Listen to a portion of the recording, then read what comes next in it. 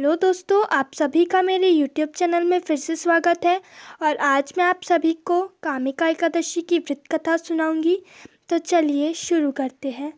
युधिष्ठिर ने पूछा, गोविंद वासुदेव, आपको मेरा नमस्कार है। श्रावण के कृष्ण पक्ष में कौन सी एकादशी होती है? कृपया उसका वर्णन कीजिए। भगवान श्री कृष्ण बोले, राजन सुनो, मैं तुम्हें एक पापनाशक उपाख्यान सुनाता हूँ, जिसे पूर्व काल में ब्रह्मा जी ने नारद जी के पूछने पर कहा था। नारद जी ने प्रश्न किया, हे भगवान, हे कमलनासन, मैं आपसे यह सुनना चाहता हूँ कि श्रावण के कृष्ण पक्ष में जो एकादशी होती है उसका क्या नाम है, उसके देवता कौन है तथा उससे कौन सा पुण्य होता है। प्रभु, यह सब बताइए। ब्रह्मा जी ने कहा, नारद सुनो, मैं संपूर्ण लोगों के हित की इच्छा से तुम्हारे प्रश्न का उत्तर दे रहा हूँ। श्रावण मास में जो कृष्ण पक्ष की एकादशी होती है उसका नाम कामिका है। उसके स्मरण मात्र से वाजपेय यज्ञ का फल मिलता है।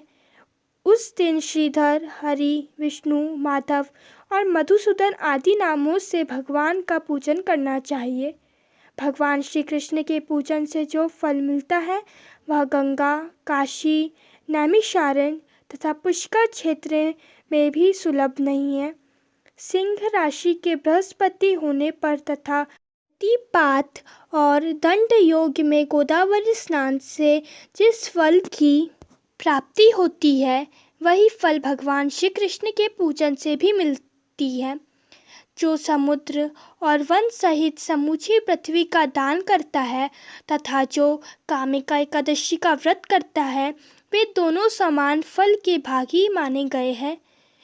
जो व्यायी हुई गाय को अन्यान्य सामग्रियों सहित दान करता है उस मनुष्य को जिस फल की प्राप्ति होती है वही कामिका एकादशी का व्रत करने वाले को मिलता है।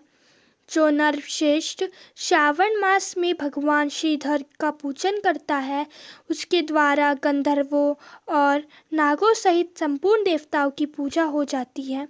अतः पाप भीरु मनुष्यों को यथाशक्ति पूरा प्रत्ययन करके कामिका एकादशी के दिन श्री हरि का पूजन करना चाहिए। जो पाप रूपी पंख से भरे हुए संसार समुद्र में डूब रहे हैं उनका उद्धार करने के लिए कामिका एकादशी का व्रत सबसे उत्तम है।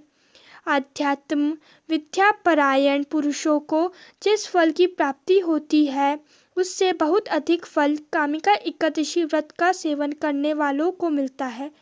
कामिका एकादशी का व्रत करने वाला मनुष्य रात्रि में जागरण करके ना तो कभी भयंकर यमदूत का दर्शन करता है और ना कभी दुर्गति में भी पड़ता है। लाल मणि, मोती, वैदुर्य और मूंगे आदि से पूजित होकर भी भगवान विष्णु वैसे संतुष्ट नहीं होते जैसे तुलसी दल से पूजित होने पर होते हैं। जिनसे तुलसी की मंजूरियों से श्री केशव का पूजन कर लिया उसके जन्म भर का पाप निश्चय ही कष्ट हो जाता है। जो दर्शन करने पर सारे पाप समुदाय का नाश कर देती है, स्पर्श करने पर शरीर को पवित्र बनाती है, प्रणाम करने पर रोगों का निवारण करती है, जल से सींचने पर यमराज को भी भय पहुंच जाती है, आरोपति करने पर भगवान श्री कृष्ण के समीप ले जाती है और भगवान के चरणों में चढ़ाने पर मोक्ष रूपी फल प्रदान करती है, उस तुलसी देवी को नमस्कार है। जो मनुष्य एकादशी को दिन रात दीप दान करता है उसके पुण्य की संख्या चित्रगुप्त भी नहीं जानते। एकादशी के दिन भगवान श्री कृष्ण के सम्मुख जिसका दीपक जलता है उसके पिता स्वर्ग लोक में स्थित होकर अमृतपान से तृप्त होते हैं। घी या तिल के तेल से भगवान के सामने दीपक जलाकर मनुष्य देह त्याग के पश्चात करोड़ों दीपकों से पूजित हो स्वर्ग लोक में जाता है। भगवान श्री कृष्ण कहते हैं, युधिष्ठिर, यह तुम्हारे सामने मैंने कामिका एकादशी की महिमा का वर्णन किया है। कामिका सब पातकों को हरने वाली है, अतः मानवों को इसका व्रत अवश्य करना चाहिए।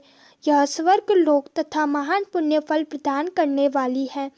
जो मनुष्य श्रद्धा के साथ इसका महात्म्य श्रवण करता है वह सब पापों से मुक्त हो श्री विष्णु लोक को जाता है। तो ये थी कामिका एकादशी की व्रत कथा। अगर आपको वीडियो पसंद आए तो इसे लाइक ज़रूर कीजिए और मेरे चैनल को शेयर और सब्सक्राइब भी ज़रूर कीजिए।